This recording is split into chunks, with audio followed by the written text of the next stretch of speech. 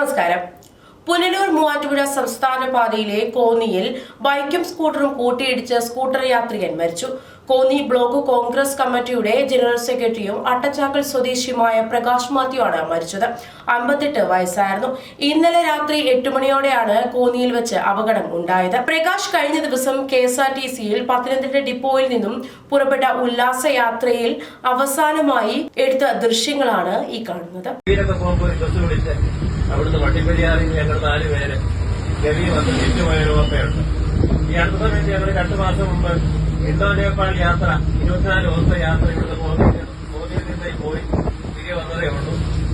ലഡാക്ക്, ശ്രീനഗർ, നേപ്പാൾ, കാഠ്മണ്ഡു തുടങ്ങിയ സ്ഥലങ്ങളെല്ലാം സന്ദർശിച്ച് ഞങ്ങൾ 4 പേരടങ്ങുന്ന ടീം ഞങ്ങളുടെ സ്വന്തം വാഹനത്തിൽ പോയി തിരികെ വന്നു. മോദി അട്ടച്ചാലിലാണ് വീട്.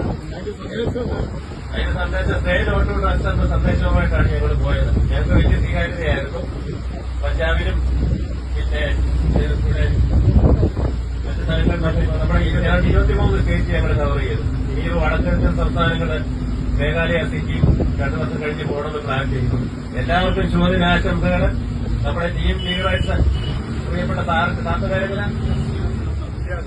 ജിയ സാറിനും നമ്മുടെ വാഹനം ഓടിക്കുന്ന സാരഥി ഗിരീഷ് സാറിനും എല്ലാ ആശംസകളും. ഞങ്ങളെ സേഫായിട്ട് എത്തിച്ച് കൊണ്ടുപോയി തിരികെ എത്തിക്കാൻ ജഗദീശനും ഉപയോഗത്തെ പ്രാർത്ഥിക്കുന്നു. എല്ലാവർക്കും ശുഭദിനാശംസകൾ നേർന്നുകൊണ്ട് ഒരിക്കൽ കൂടി നന്ദി, നമസ്കാരം. മറ്റു വാർത്തകളുമായി വീണ്ടും കാണാം. കൂടുതൽ വാർത്തകൾ അറിയാൻ പേജ് ഫോളോ ചെയ്യുക.